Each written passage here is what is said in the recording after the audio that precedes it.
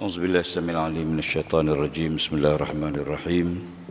الحمد لله رب العالمين والصلاة والسلام على أشرف الأنبياء والمرسلين وعلى آله وصحبه أجمعين. سبحانك لا علم لنا إلا ما علمتنا إنك أنت العليم الحكيم ولا حول ولا قوة إلا بالله العلي العظيم.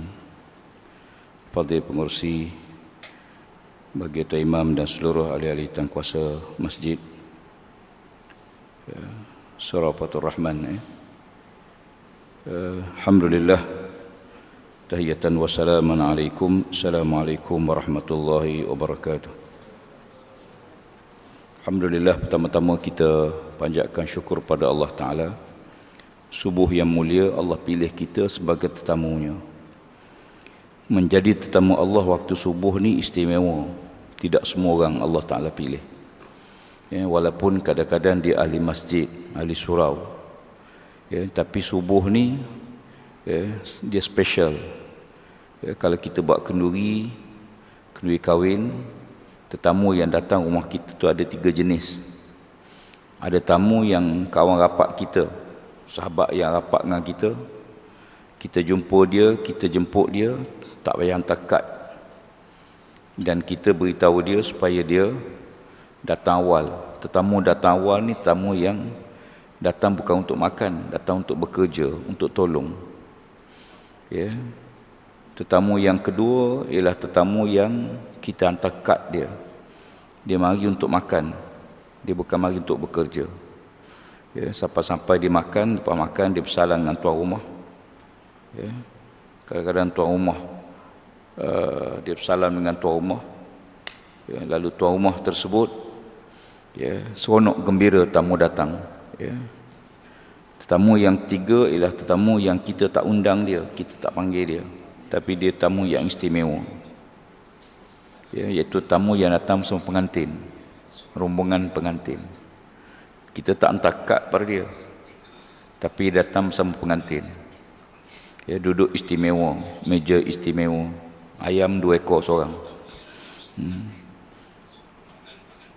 Balik tak bersalam tuan rumah. Masjid ni ada tetamu yang Allah datang khas untuk menjadi pekerja-pekerja kepada agama Allah, penolong-penolong kepada agama Allah. Dia ni pekerja waktu mari subuh. Sebab tu tuan-tuan yang datang waktu subuh ni, tuan-tuan ada tugas. Apa tugas dia? Tugasnya jadilah penolong kepada agama Allah. Kunu ansarallah. Jadilah kamu semua penolong kepada agama Allah. Macam mana kita nak tolong agama Allah? Iaitu dengan menghidupkan apa yang diperintah oleh Allah dan menghidupkan larangan apa yang dilarang oleh Allah. Bukan kita meninggalkan larangan, tapi kita kena hidupkan larangan tersebut. Bukan kita buat amal soleh, tapi kita kena menghidupkan amalan soleh. Makna kena sebarkan. Al-amru bil ma'ruf. Ada perintah. Ma'ruf makna benda yang orang tahu baik. Semua orang tahu baik. Orang alim, orang jahil, orang sekolah, tak sekolah, semua tahu. Sebab itu dipanggil ma'ruf. Ma'ruf benda yang diketahui baik. Semua orang kata benda baik. Walaupun benda tu benda baik, tapi kena suruh. Kena suruh. Kenapa? Kerana kebaikan, orang yang melakukan kebaikan dapat pahala, tapi orang yang menyuruh melakukan kebaikan dia dapat berkali ganda pahala. Dalam ayat dia baca kali Imam tadi, Allah Ta'ala sebut mereka mendapat pahala yang sangat besar di atas apa yang kita suruh, kita arahkan. Sebab tu al-amru. Al-munkar mana benda dia benci, benda yang orang tak suka, benda yang tak disukai. Tapi walaupun benda tak suka, kena larang. Jadi orang yang mari waktu subuh ni ialah tetamu yang ditugaskan dengan tugas khusus, iaitu untuk menjadi penolong kepada agama Allah Subhanahu Wa Taala. Syukur banyak pada Allah. Kerana subuh ni tak boleh jamak semayang dia, tak boleh kasar dengan waktu lain, dia special. Waktunya pun waktu tak panjang. Jadi kerana itu sahabat-sahabat sekalian, tuan-tuan semua, Nabi sebut rakaatani minal fajri khairum minad dunya wa ma fiha. 2 rakaat sembahyang sunat fajar lebih baik daripada dunia dan segala isinya. Jangan tinggal sunat sebelum subuh. Sunat subuh tu jangan tinggal. Ya, kalau kita semayang, ada jemaah semayang, kita tunggulah sekejap. Ya, sebab apa? Sebab besar sangat fadilatnya. Pernah satu hari Nabi SAW tertidur bersama para sahabat di satu lembah. Ya, di tengah-tengah hadis disebut lembah syaitan. Ya, kerana waktu tu Nabi dan para sahabat mengantuk sangat, dan sahabat-sahabat minta pada Nabi untuk rehat sekejap sebelum sambung perjalanan pagi besok. Nabi setuju. Ya, dan Nabi tanya siapa nak gerak sembahyang subuh, kata Bilal saya. Bilal sanggup untuk kejutkan subuh. Tapi lalu mereka pun tidur, semua tidur, nampak sahabat tidur, Nabi pun tidur, Bilal seorang yang tak tidur. Ya, sambil-sambil duduk tunggu waktu subuh ni akhir, Bilal pun tertidur. Bilal pun manusia juga. Ya, Bilal pun tertidur. Ya, dalam hadis disebut kami tidak jaga melainkan panas muka, mana matahari dah tinggi dah. Ya, matahari dah cerah dah. Nabi bangun-bangun tengok cerah dah. Ya, lalu kata, mana Bilal? Sebab Bilal janji nak kejut. Mana Bilal? Ya, lalu Bilal datang, ya Rasulullah maafkan saya pun tertidur juga ya Rasulullah. Ya, orang tidur jangan marah. Ya, kerana tidur ni ya, benda yang bukan berkatah kehendak dia, di luar kemampuan dia. Tidur ni kita ingat apa-apa. Tak apalah, Nabi ambil wuduk, sahabat-sahabat ambil wuduk, bila azan subuh. Lepas tu sembahyang sunat subuh. Ya, pukul 7, pukul 8 pagi tu sembahyang sunat subuh dulu. Ya, berdasarkan hadis ni boleh kita bangun tu, kita kena sembahyang pada waktu, sembahyang terus. Ya, boleh kita sembahyang sunat, ya, dan lepas tu mereka sembahyang berjamaah. Ya, jadi ini tetamu yang awal, tetamu yang pertama. Tamu yang kedua ialah tamu yang ada majlis ilmu baru dihadir ke masjid. Tak ada orang ajar, dia pun tak hadir. Ada kad jemputan, dia mari kenduri. Tak ada kad jemputan, dia pun tak datang. Tuan rumah jemput, dia hadir. Ya, masjid ni tak boleh begitu. Ya, kita hadir sebagai tetamu Allah. Ada kuliah, alhamdulillah. Tak ada kuliah pun tak apa, ada jamuan tak apa, tak ada jamuan pun tak apa, kita datang. Ya. Yang ketiga, tamu yang paling tak guna sekali. Ya. Kalau dalam kundi kahwin tu, tamu yang datang bersama pengantin. Ya, tamu yang ketiga ni tamu, ya, bila ada majlis orang besar-besar, adalah muka dia. Ya, kalau tak ada majlis orang kenamaan, muka dia pun hilang.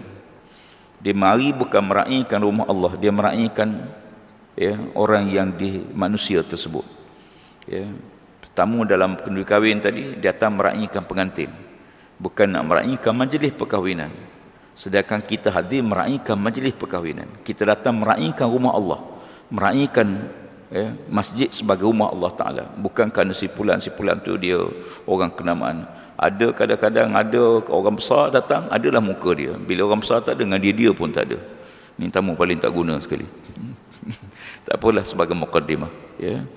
Sahabat-sahabat sekalian, syukur banyak pada Allah Ta'ala, ya, kerana kita dipilih dalam situasi, ya, dunia yang penuh dengan cabaran dan dunia yang tidak menentu. Ya, kita berada di zaman yang sangat tak tentu arah. Segala-galanya, sistem, ya, dan suasana yang telah pun berubah. Allah Ta'ala bila dicipta muka bumi, ya, Allah Ta'ala letakkan mizan, ya, wada'al mizan, ya, Allah letakkan perimbangan. Dunia ni ada perimbangan dia, ya, dan semua ada sukatan-sukatan dia tertentu, jarak dia, ya, kedudukan dia, semua tu dijadikan dengan penuh perimbangan, dengan penuh mizan. Ya. Jadi Allah tatghaw fil mizan. Jangan kamu melampau dalam mizan, dalam perimbangan, sukatan timbangan. Jangan kita ganggu perimbangan tersebut. Dunia ni ada perimbangan Allah Ta'ala buat. Jangan ganggu perimbangan tu. Bila ganggu, dia akan, sistem akan punah. Sistem akan rosak. Ya, kenapa? Kerana ada gangguan pada ciptaan Allah Subhanahu Wa Ta'ala. Ya. Kenapa Allah jadikan bukit di situ? Kenapa Allah jadikan tanah landai di sini? Kenapa Allah jadikan sungai di situ? Kenapa bentuk sungai tu mesti bengkak-bengkok? Boleh Tuhan buat sungai straight? Boleh. Tapi kenapa Allah Ta'ala buat bengkak-bengkok? Ya. Jangan ubah, ya, apa yang dicipta oleh Allah Subhanahu Wa Ta'ala, kerana ciptaan itu ada tujuan tertentu. Ya. Sekarang dunia berdepan dengan cabaran besar. Ya.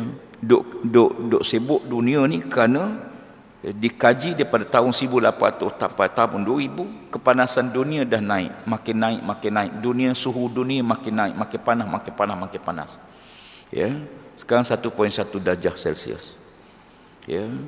Dan mitigate untuk jangan sampai 1.5 darjah. 1.1 apa yang berlaku? 1.2 apa yang berlaku? 1.3 apa berlaku? Ini kajian-kajian dibuat. Ya. 1.5 dijangka tahun 2050. Ya. Dunia akan naik, suhu dunia akan naik 1.5 darjah Celsius menjelang tahun 2050. Apa yang berlaku tahun 2050 kalau tak buat sesuatu? Para air laut akan naik sekurang-kurangnya 3 meter. Ya, 15 kaki. 15-16 kaki.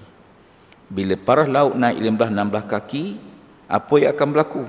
Bandar-bandar di sepanjang pantai akan tenggelam. Ya, pulau-pulau termasuklah Pulau Maldives akan hilang. Maldives ni rendah tuan-tuan. Ya, lebih kurang dalam 10 kaki paras laut tak sampai setengah-setengah tempat tu. Ya. Bandar-bandar yang di pantai akan tenggelam. Dan perubahan mendadak akan berlaku. Sebab bila paras air laut meningkat, maka kadar kemasukan air masin ke dataran jauh ke dalam. Sekarang lebih kurang dalam 10 atau 5 ke 10 km. Dia akan naik sampai 20-30 km, menyebabkan dataran yang biasanya subur akan jadi dataran yang tak boleh hidup tanaman. Ya. Jadi dunia sekarang ni cuba berusaha supaya pastikan jangan sampai 1.5 darjah Celsius. Ya, tahun 2050. Sebab tu kebanyakan dunia meletakkan sasaran net zero, ya, pada tahun 2050. Ya, isunya kita sekarang ialah negara yang merosakkan, dunia yang merosakkan ialah negara maju. Ya, negara maju dah buat macam-macam perindustrian. Satu bom letupan di Hiroshima dan Nagasaki menyebabkan kepanasan dunia jauh bertambah.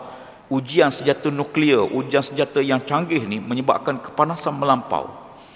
Ya, dan termasuklah semua yang berlaku ni. Ya, pelepasan gas yang sangat serius. Jadi isu sekarang ni orang takut 4 darjah Celsius. Saya duk fikir neraka ni tak tahu berapa ribu darjah Celsius. Nauzubillah. Ya. Sebab tu tuan sekalian, manusia ni, ya, para ulama disebut kalau nak kaji dunia, kaji manusia. Sebab Tuhan buat sama je. Manusia ialah elemen yang kecil sebagai gambaran kepada elemen yang paling besar. Dunia manusia sakit, bumi sakit. Kita buat rawatan untuk kita makan ubat bukan untuk elak mati. Mati tetap akan mati. Ya.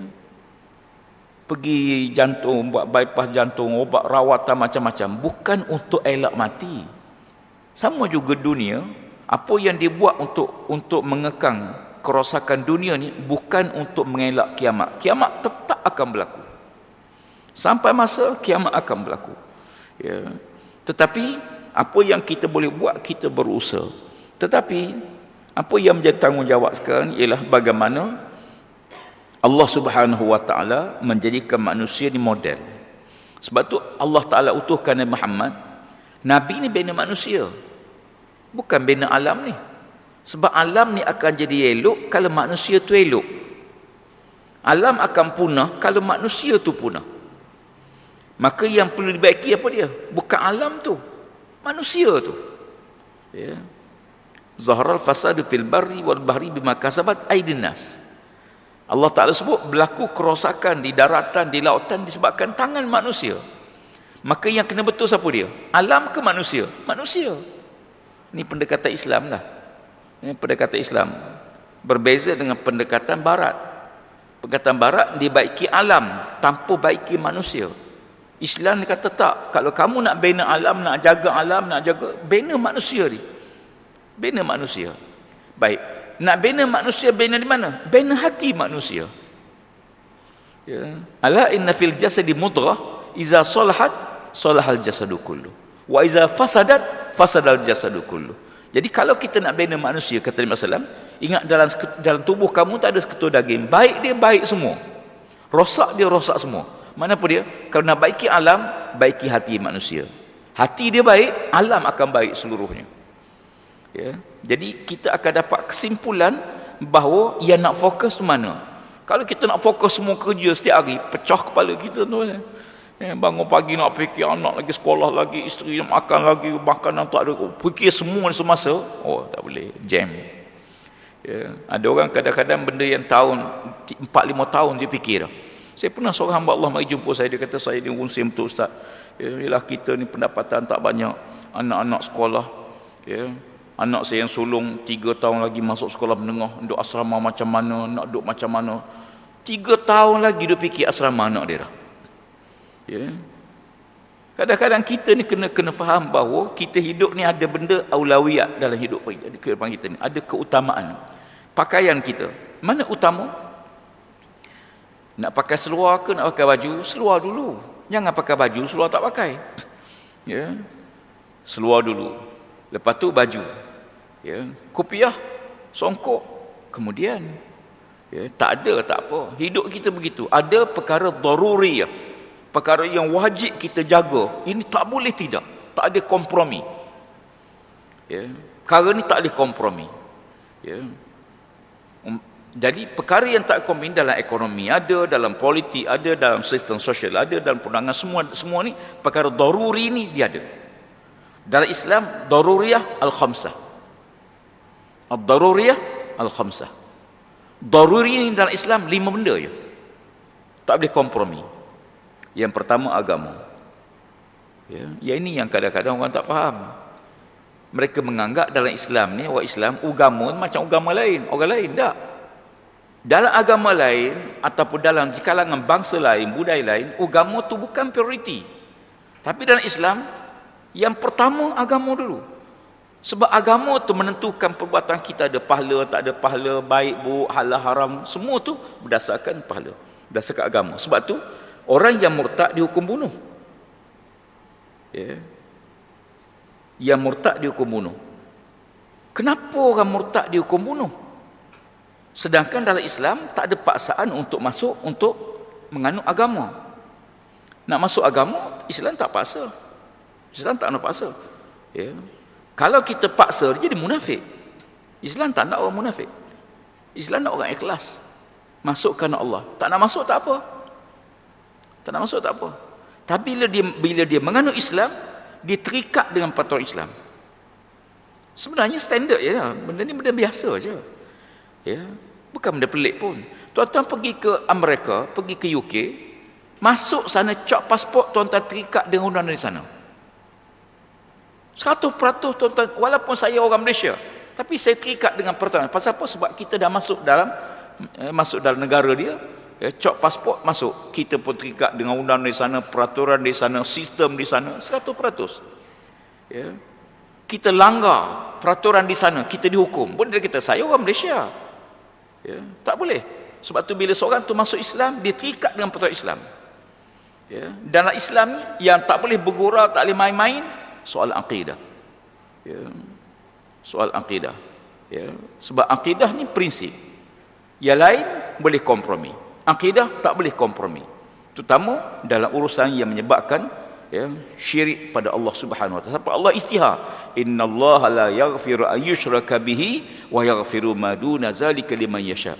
Allah Taala tidak akan ampun dosa orang syirik padanya. Tetapi kata Allah, Allah sedia mengampun dosa selain pada syirik pada Allah. Lain pada syirik, Allah Taala boleh ampun. Syirik Allah tak boleh ampun. Ada orang kata takkan Tuhan pun tak boleh ampun, kan dia Tuhan. Kan dia Tuhan. Takkan Tuhan pun tak boleh ampun. Memang Tuhan boleh ampun, tapi dia beritahu dia tak nak ampun. Nak macam mana? Dia beritahu dia tak nak ampun. Dan dia istihar bahawa dia tak akan ampun dosa macam ni. Dosa dan tak ada kompromi. Jadi urusan agama. Yang kedua akal. Akal perkara daruri. Menjaga akal ni daruri ya. Islam tak boleh kompromi orang yang merosakkan akal.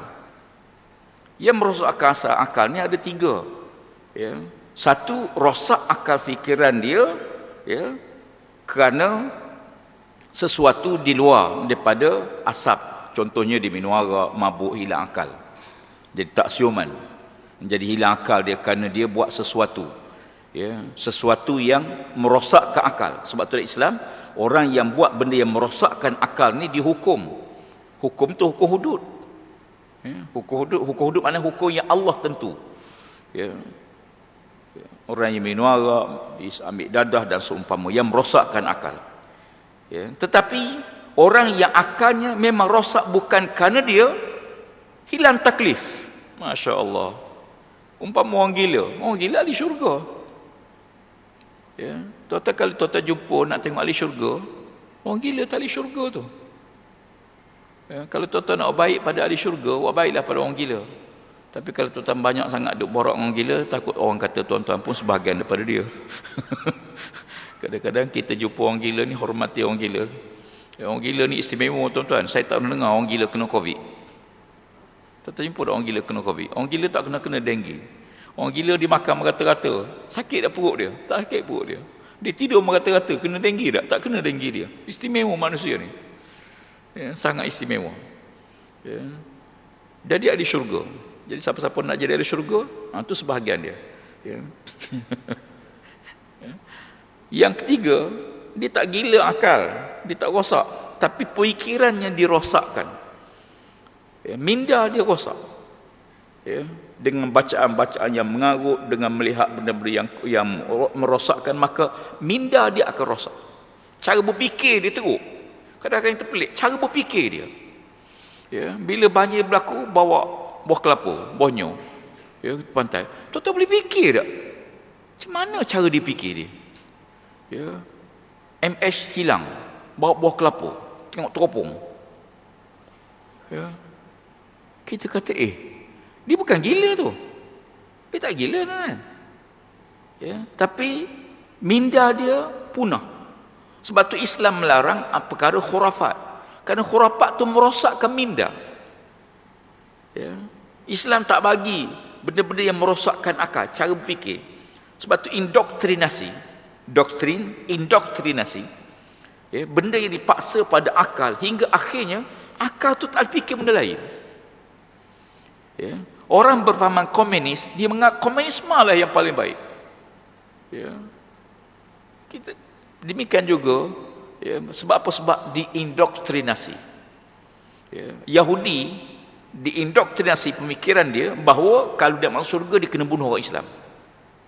Ya, siapa-siapa yang ada dosa, banyak dosa, kalau dia bunuh orang Islam, maka dia dapat pahala. Ya, kalau dia bunuh 40 orang Islam, dia akan masuk surga tanpa hisap. Sebab tu dia bunuh orang Islam tak rasa apa. Pasal apa? Sebab diindoktrinasi bahawa ini perintah agama. Pada agama tak pernah suruh benda macam tu. Tuan-tuan, bila tuan-tuan sembelih kambing, tuan-tuan rasa berdosa tak? Ya, nak sembelih kambing untuk akikah anak, kita pun ambil pisau pegang sembelih kambing, rasa berdosa tak? Tak rasa berdosa, bahkan rasa dapat pahala. Pasal apa? Kerana perintah agama. Yahudi ni bila dia anggap itu perintah agama, tu diindoktrinasi tu, maka dia kata bunuh ni tak apa. Ya, bunuh orang Islam tak apa, bakar ambil rampah harta Islam tak rasa apa. Pasal apa? Sebab dia rasa ini perintah. Kerana ya, bishop dia punya rahib-rahib dia mengajar benda demikian. Ya. Sebab tu ahli kitab ni, ya, ada yang beriman, ada yang kafir di kalangan mereka.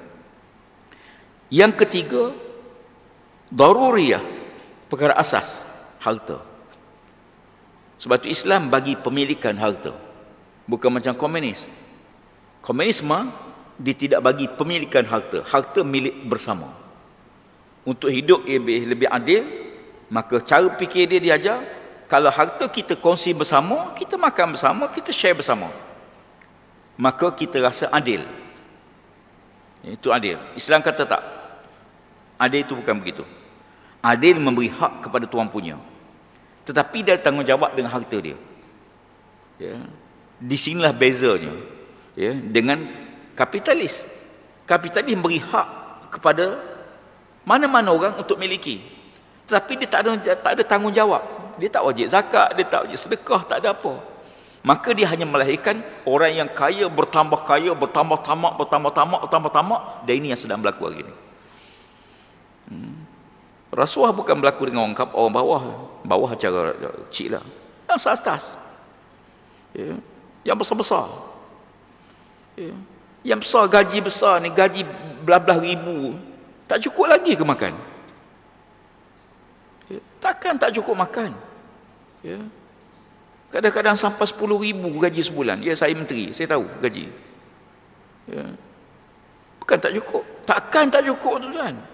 Inilah kita biasa susah. Saya biasa pendapatan kita kerja dulu dapat 3,000, start gaji kerja 1,000, dapat 2,000 tu rasa besar masa tu. Dapat 2,000 rasa besar. Ya, tapi kenapa? Ketamakan. Alhaakumut takasur hatta zurtumul maqabir. Manusia dilekakan dengan kumpul harta. Suka tengok harta. Akaun bank ni 10 juta, akaun ni 20,000, yang ni 50,000. Suka tengok. Makan Maggi. Ya. Ni sebab tu Islam harta boleh miliki, yang halal saja, yang haram tak boleh. Dan harta boleh kembang. Islam menggalakkan kita kembang harta. Kembanglah harta, buat modal perniagaan, buatlah. Tapi ingat, harta ni akan ditanya dua perkara. Daripada mana dapat, ke mana kita belanja. Yang lain semua ditanya satu je. Ya.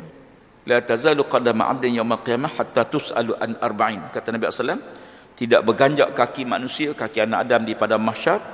Ya, bangun-bangun pada mahsyar tu duduk situlah. Tak akan bergerak ke mana-mana. Tak bergerak ke tempat dihisap. Tak akan bergerak ke mana-mana hingga ditanya 4 perkara. An umrihi fima afnah. Umur ke mana habis? Umur 60 tahun, 70 tahun, ke mana habis? Dihabiskan. Yang kedua, zaman muda. Buat apa dengan zaman muda? Zaman muda Allah tanya. Zaman tua Allah tak tanya. Muda Allah tanya. Ya, zaman muda ke mana digunakan? Sebab tu ya, sekarang ni bila masuk pengundi 18 tahun dalam sistem, ya, maka pemuda ditambah tanggungjawab. Dia kena memahami politik, bukan tahu politik, tapi dia memahami. Sebab dia sebahagian daripada mereka yang nak pilih pemimpin. Orang nak pilih pemimpin, dia kena tahu apa syarat pemimpin yang nak pilih, apa pemimpin yang boleh pilih, mana pemimpin yang tak boleh pilih. Dia kena tahu, ya, dan dia bertanggungjawab di atas apa yang kita pilih. Ya, adapun kita pilih baik, tiba-tiba dia jadi jahat, maka dia bertanggungjawab pada Allah. Kita tak tanggungjawab. Kita buat gerai ataupun wakaf, ya, satu bangunan tepi pantai, tiba-tiba ada orang pergi buat maksiat, maka kita tidak akan dapat dosa. Ya, sebab kita bukan buat untuk maksiat. Tiba-tiba orang lain salah guna. Macam kita guna internet lah. Ya, kita guna internet, jalan raya. Ada orang guna jalan pergi berjudi, maka dia menanggung dosa di atas itu. Bukan orang yang buat jalan tu, orang buat jalan tak akan dapat dosa. Harta ni, sebab tu orang yang dalam Islam, darurat ketiga, harta ni siapa yang mencuri, dihukum dengan hukum hudud. Siapa yang tak mencuri harta dia, maka diguna tempat yang baik, Allah gandakan pahala dia. Ya, Allahu Rabbi. Ya, saya duduk tengok tu sekalian. Satu hari saya tanya almarhum Tok Guni Aziz tentang masalah harta dan sebagainya. Dia kata gini, apa-apa yang Tuhan bagi atas kita dunia ni, biar boleh tolong kita sampai ke akhirat. Apa-apalah tuan-tuan, pangkat, kebesaran, ke harta, ke anak isteri, ke kereta, ke apa, biar boleh tolong kita sampai ke akhirat. Nabi kata kenderaan kamu tu ada 3. Satu, kenderaan yang kamu guna untuk keperluan hidup kamu seharian. Pergi pasar, pergi pejabat, pergi apa. Ini kenderaan yang baik. Yang kedua, kenderaan yang kamu gunakan dia untuk mempertahankan agama Allah, maka ini lebih baik. Yang ketiga, kenderaan yang digunakan untuk maksiat pada Allah, maka elaklah, kata Nabi. Jangan guna kenderaan untuk maksiat pada Allah. Sama juga harta yang lain. Ya. Jadi oleh kerana itu, yang keempat, keturunan. Ya. Daruri, wajib jaga keturunan. Ya, sekarang keturunan orang tak jaga dah. Dunia dah tak mula menjaga keturunan. Perzinaan di mana-mana, anak luar nikah ni beribu-ribu. Ya, dunia tak tahu beratus ribu setahun anak luar nikah. Keturunan dah tak tentu arah. Ya. Islam sangat ambil berat masalah daruri. Daruri apa dia? Kena jaga keturunan. Ya. Sebab tu Allah benarkan orang laki-laki kahwin 2, 3 sampai 4. Ya, kenapa? Kerana ada wanita, ada waktu isteri dia tak boleh bersama dengan suami dia. Ya, kerana uzur, datang haid. Maka suami dia tak boleh bersama isteri dia. Ya, ataupun waktu isteri dia bersalin, dia tak boleh bersama isteri dia. Ya. ataupun kerana sebab-sebab yang lain. Sebab tu dibenarkan kahwin dua, tapi dengan syarat berlaku adil dan sebagainya. Ada Islam, dia bukan kata tak boleh, dia kata tak boleh begini tapi bolehnya begini. Ya. Jadi oleh kerana itu Islam sangat jaga tu. Kenapa wanita tak boleh kahwin 2-3 suami? Kerana keturunan. Ya, supaya dia mengetahui zuriat keturunan dia tu. Kalau 2 suami dia, anak tu tahu anak siapa. Laki pertama ke, suami pertama ke, atau suami kedua. Ya, pernah seorang Allah mari jumpa saya. Dia kata saya ada masalah besar Ustaz. Saya kata apa masalah? Nak cerita pemalu tapi ceritalah juga minta tolong. Saya dimadukan oleh isteri saya. Ni dunia nak kiamat tuan-tuan. Ya. Dia ni, saya tanya dia, jadi kamu ni suami muda ke suami tua? Ya. Dia kata dia rupanya dia ni suami nombor 2. Isteri dia, maaflah, orang negara lain. Ya. Orang seberang. Ya. Datang bekerja di sini dan mengaku tak kahwin. Jadi dia ni kahwin lah. Sebab isteri dia kata kahwin, dia pun kahwin. Dah kahwin beberapa tahun kemudian, suami itu datang. Jumpa, heboh cerita. Jadi kata dia, aku ni suami muda lah. Suami muda. Ya. Allahu Rabbi. Macam-macam cerita mutakhir. Yang kelima, nasab. Ya. Ya. Keturunan, yang keempat tadi keturunan yang kita jaga. Yang kelima ialah maruah. Ya, maruah maksudnya tak boleh tuduh orang perempuan zina, tak boleh tuduh orang zina tanpa dia ni orang baik yang soleh, ya, maka tak boleh tuduh pun satu kesalahan. Satu hari pagi Sayyidina Umar nak mari sembahyang subuh, tengah jalan dia nampak 2 orang laki-laki, seorang laki seorang perempuan tengah buat maksiat pada Allah. Ini Sayyidina Umar, zaman Sayyidina Umar. Dia nampak. Tapi Umar nak cepat nak pergi semayang subuh, nak segera. Sampai-sampai di masjid, lepas semayang, Sayyidina Umar beritahu, tengah jalan tadi aku tengok orang tengah, seorang lelaki, seorang perempuan, tanpa pakaian tengah buat maksiat pada Allah. Ali kata, ya Umar, mana 4 orang saksi kamu? Ya, mana 4 orang saksi kamu? Umar kata, tak, aku tak kata dia berzina, aku kata dia tengah buat maksiat pada Allah.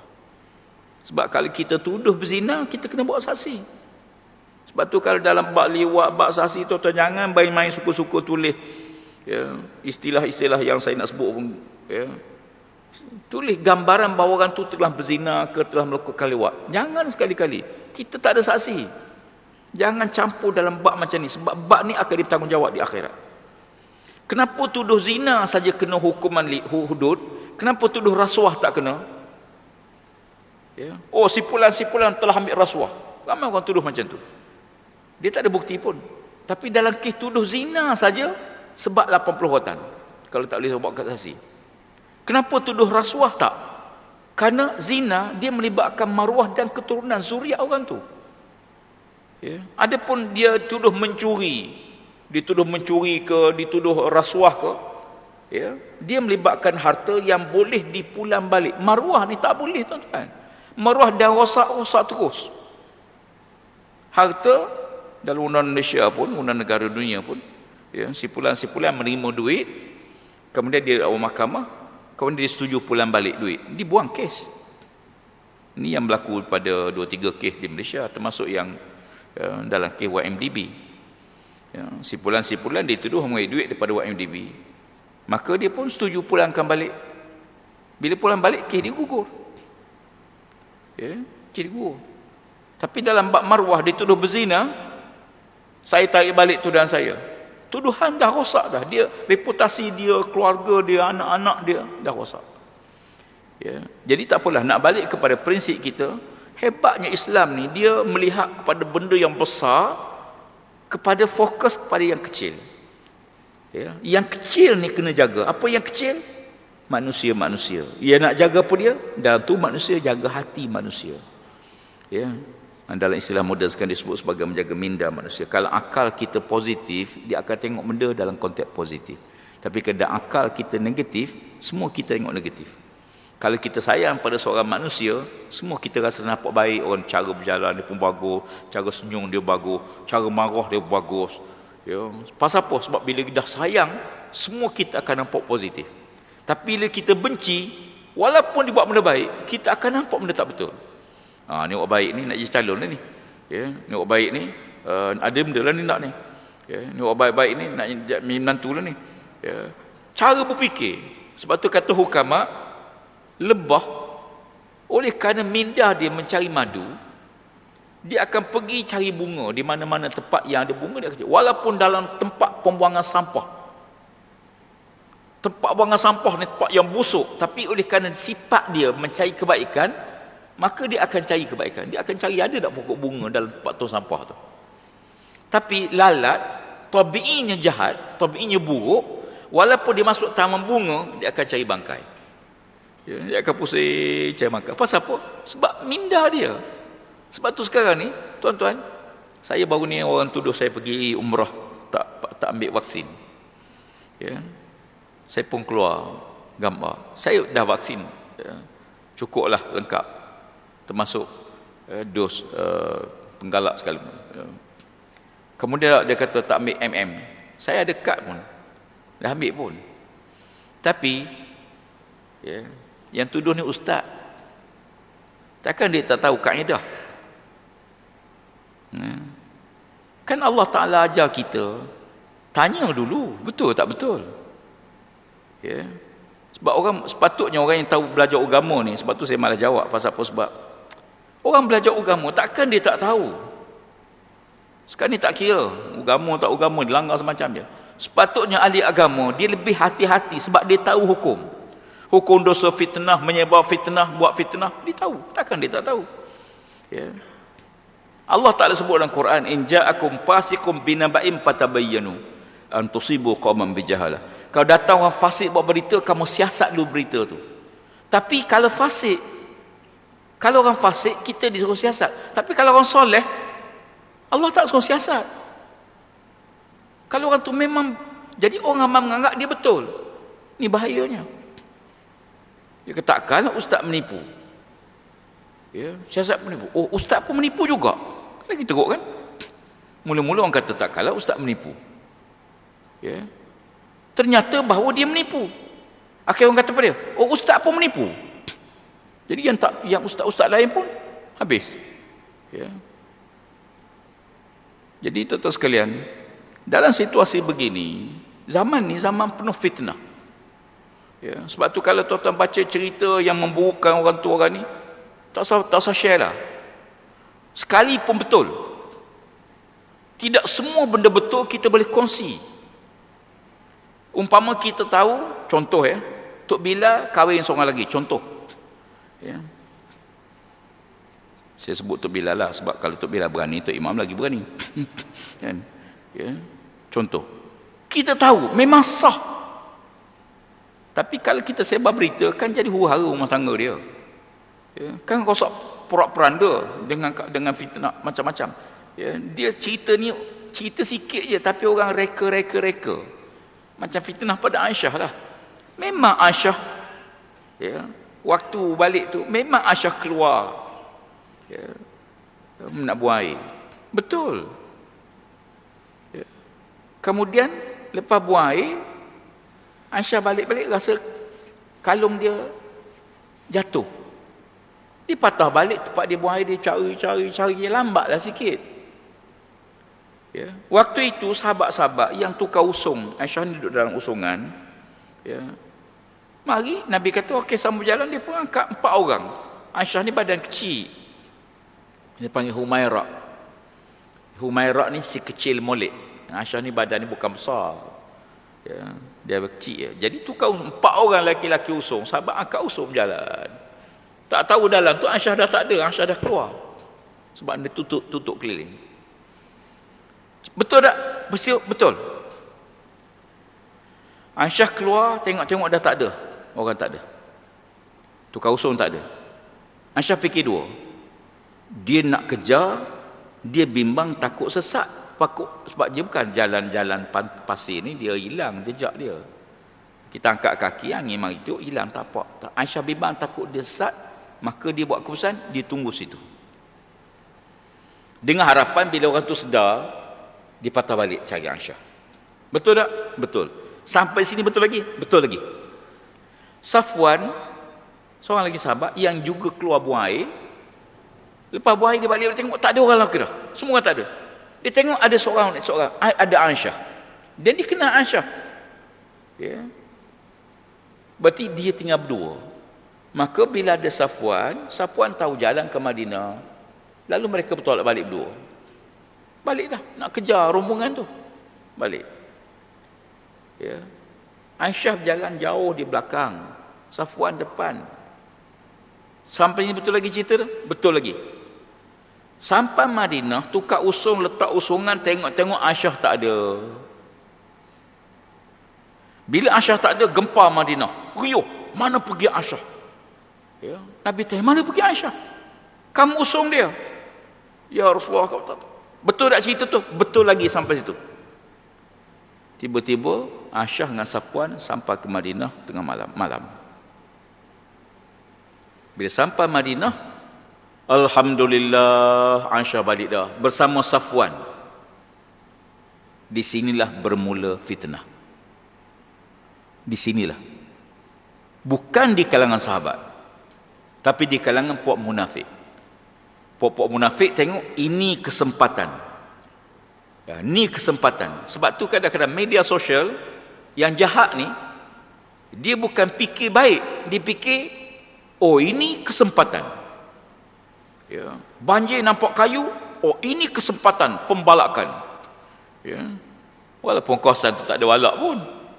Ya, sebab otak dia begitu. Pemikiran dia set begitu.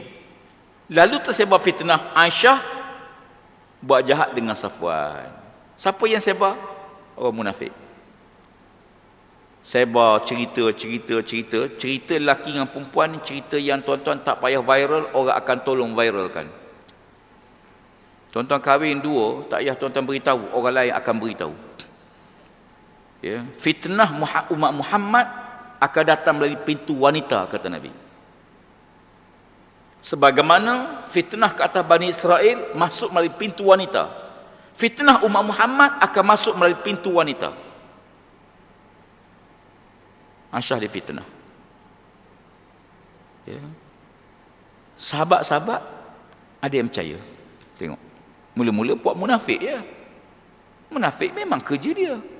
Tapi sahabat-sahabat ada yang percaya, makin ramai, makin kuat, mengatakan Aisyah melakukan maksiat. Kebetulan pula Aisyah ni perancangan Allah Ta'ala yang kadang-kadang kita tak tahu apa hikmah dia. Selepas tu baru Allah beritahu. Aisyah dia demam. Balik daripada musafir itu dia demam 2 minggu. 2 minggu dekat rumah, dia tak keluar rumah. Selama 2 minggu Aisyah tak tahu pun orang tengah fitnah dia dengan Safwan. Sebab dia tak buka handphone. Kalau tuan-tuan ada telefon 430 ke, tuan-tuan lebih selamat. Ya. Aisyah dia demam, dia tak tahu orang fitnah dia. Cuma dia nampak Nabi balik rumah, makan-makan, keluar. Tapi Aisyah, itu kebiasaan Nabi. Aisyah tak tegur, Nabi tak tegur Aisyah. Tapi Aisyah tak rasa apa-apa. Sehinggalah 2 minggu Aisyah keluar, ya, jumpa dengan sahabat-sahabat lain, Juwairiyah, isteri Nabi, maka heboh cerita. Barulah Aisyah tahu. Bila Aisyah tahu, lalu Aisyah kata, patutlah Nabi tak tegur aku. Sebelum ni tak rasa bersalah pun Nabi tak tegur. Ya. Dia mula nak kait tu. Ya. Waktu tengah kecamuk itu, sahabat-sahabat mari. Abu Bakar duduk menangis je. Sayyidina Abu Bakar menangis. Pagi, petang, siang, malam menangis. Pasal apa? Aisyah anak dia. Ni Rasulullah. Ada sahabat kata, ya Rasulullah, kamu cerai aja Aisyah ya Rasulullah. Kahwin dengan wanita lain. Kami sanggup cari wanita lebih baik pada Aisyah. Macam-macam ceritalah. Allahu Rabbi. Ini di kalangan beberapa orang sahabat-sahabat Nabi. Sehinggalah Allah Ta'ala biarkan berapa lama ayat tu tak turun? Hampir sebulan. Setengah kata mereka 40 hari kemudian baru ayat Quran turun membersihkan Aisyah. Boleh tak tuan-tuan? Berlaku je Allah waktu ayat Quran clear terus. Boleh? Allah Maha Berkuasa. Tapi kenapa dibiarkan? Kenapa waktu tu Allah tak jawab? Kenapa Allah tak waktu turun Quran? Ya. 40 hari kemudian baru tu ayat membersihkan Aisyah. Ya. Kata almarhum Tuan Gani Aziz, waktu ribut tengah kuat, jangan lawan, tunduk kepala dulu. Ya. Ribut dah berlalu, baru kita bangun. Waktu tengah kecamuk banjir, tak lagi pam air, hujan tengah turun, nak pam apa? Kita pam ni bila hujan dah berhenti, air genang, air tak mati, baru kita boleh pam keluar. Waktu hujan tengah turun, tak usah basuh rumah lagi, banjir akan lain lagi. Tapi kita nak cepat. Allah Ta'ala biarkan kes dia 40 hari, tuan-tuan. Barulah Allah beritahu. Ya. Pertama, Allah tegur orang beriman. Dia kan para sahabat Nabi. Ya. Yang mafhum pada ayat tersebut, sepatutnya kamu orang beriman, bila mari fitnah pada Aisyah, kamu katalah, mustahil Aisyah buat begitu. Ya. Tolak terus je. Takkan Aisyah buat macam tu. Ya. Ini orang beriman, orang beriman kita kena stand kita, kena pendirian kita. Ya. Takkanlah orang macam ni buat macam tu. Isteri Nabi ni mak kita, tuan-tuan. Ummahatul Mukminin. Mak bagi, sebab tu isteri Nabi tak boleh kita kahwin. Lepas Nabi wafat, semua isteri Nabi haram dikahwini. Aisyah masa tu umur 18 tahun baru. Waktu Nabi wafat, umur Aisyah 18-19 tahun baru. Ya. Tapi kenapa tak boleh kahwin? Kerana pertama memang ada larangan mengharamkan, sebab dia mak tak boleh kahwin. Ya. Semua isteri Nabi tak boleh dikahwini. Ya, sepatutnya orang beriman mari macam ni, tolak terus je. Yang kedua, ya, Allah kata, Allah Ta'ala biarkan supaya kamu yang orang beriman, kamu kenal siapa yang munafik, siapa yang soleh. Ya, siapa yang munafik, siapa yang soleh, siapa yang jujur, siapa khianat. Dengan cara tu kita melampau pattern dia, tengok. Sekarang kita tahu. Yang ketiga, maka Allah Subhanahu Wa Ta'ala memaafkan, ya, orang yang beriman yang terpengaruh. Ya, kita kadang-kadang orang tulis ni kan kita terpengaruh juga. Ya, walaupun logik akal tak menasabah, takkan. Tapi kadang syaitan dia ganggu. Ya, dia kata bukan, mesti ada tu. Ya, kadang-kadang tak menasabah pun. Ya, jadi oleh kerana itu kadang kita terpengaruh sebagai manusia, ada masa kita cuai, ada masa kita lalai. Tak apalah nak sebutnya kesimpulannya. Ya, saya kesimpulan pada apa yang kita bincang pagi ini tentang perkara yang asasi yang tak boleh kompromi dalam Islam. Dalam ekonomi pun ada, dalam hidup kita ada perkara yang utama, perkara yang jadi keperluan hajiah, perkara yang jadi dipanggil tahsiniyah, keselesaan. Masjid kena ada. Bila saya nak kuliah, mana perkara yang daruri, wajib kena ada, mesti kena ada, tak boleh tak ada. Yang tak boleh tak ada, penceramah kena ada, pendengar kena ada. Tuan-tuan mari, penceramah tak mari, tak di kuliah. Penceramah mari, tuan-tuan tak ada seorang, tak di kuliah. Itu daruri. Yang kedua, keperluan. Ya, jadi benda perlu. Kalau tak ada, tak sempurna lah. Mikrofon, keperluan. Elektrik, keperluan. Meja tak ada pun tak apa. Ya. Aircon tak ada tak apa. Kipas tak ada pun tak apa.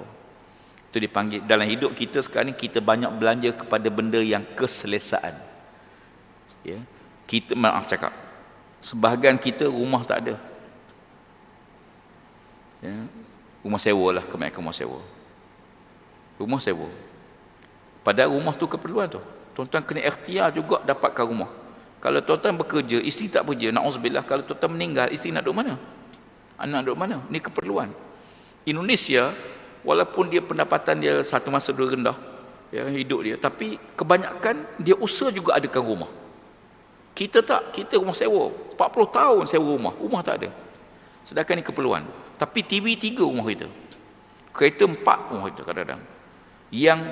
Yang hajiah keperluan ni banyak, tapi yang daruri ni, ya, sama juga dengan sistem lain. Kesimpulan apa yang nak sebutkan tadi ialah inilah kata Nabi, Inna hazad din yusrun. Sesungguhnya Islam ni agama yang mudah. Ya. Walam yusadad din ahadun illa ghalabat. Ya. Dan tidak ada siapa yang menyulitkan urusan agama, orang takkan peduli agama tu nanti. Bila payah-payah, benda yang mudah tapi dipayah-payahkan, akhir orang tak peduli. Allah Rabbi, nak kahwin dua payah sangat, akhir orang berzina. Orang akan berzina. Arab ni mahar dia mahal, mas kahwin dia mahal. Nak kahwin Arab ni tuan sekalian, pertama kena sediakan kereta sebuah ke isteri, yang kedua kena sediakan rumah, yang ketiga dia orang gaji. Hantaran perkahwinan pula kadang 1 sampai 500,000, 600,000. Ramai perempuan tak kahwin di Saudi. Laki-laki tak mampu nak kahwin, pasal apa? Mahal sangat. Ya. Akhirnya apa berlaku? Berzina. Ya. Sebab manusia, fitrah dia tak boleh. Dia mesti, nafsu ni, dia kena ada jalan keluar. Ya. Pasal dia dulu, kata Nabi SAW, bertindaklah dengan tepat. Bukan bertindak dengan betul. Betul tu wajiblah. Tepat. Waqaribu, cari jalan untuk dekatkan orang kepada Islam. Wabashiru, gembirakan. Tak apa, Allah akan ampunkan dosa kamu. Tak apa, insya-Allah Allah Taala sayang pada kamu. Beri, gembirakan dia. Dia dah salah, dia menyesal, gembirakan dia. Wayassiru, permudahkan dia. Ya, tak apa. Ya, dan Islam ni semayang fardu 5 waktu. Ya, permudahkan. Jangan baru masuk Islam tu beritahu, pak cik kena bersunat. Umur 40 tahun baru nak bersunat. Ya. Dan orang Melayu ni hebat. Dia panggil bersunat. Padahal dia tak panggil berwajib. Bersunat. Padahal bersunat tu wajib pada mazhab Syafi'i. Tapi dia panggil bersunat. Ya, berkhitan, bersunat. Wasta'inu, 4. Pertama kata Nabi, bertindak dengan tepat. Yang kedua, waqaribu, dekatkan dia. Yang ketiga, gembirakan dia. Yang keempat, permudahkan dia. Yang kelima, wasta'inu bil ghadwati war rauhati wa syai'in min duljah. Ambillah kesempatan sikit waktu fajar, waktu matahari nak terbenam, mohon doa pada Allah. Ini kesimpulan. Setelah kita usaha ikhtiar, jangan lupalah, ya, minta doa pada Allah Subhanahu Wa Taala agar Allah Taala permudahkan urusan agama ni. Ya, Allah Taala perkukuhkan ukhuwah di kalangan kita, dan Allah Subhanahu Wa Taala jadikan kita benar-benar sebagai penolong kepada agama Allah Subhanahu Wa Taala, insya-Allah. Wallahu alam. Saya fikir sekadar itu dulu. Ya, pagi ni panjang sikit pagi ni. Kita bercuti, ya. Wallahu alam. Aqulu qawli hadza, astaghfirullahal azim li wa lakum. Wassalamualaikum warahmatullahi wabarakatuh.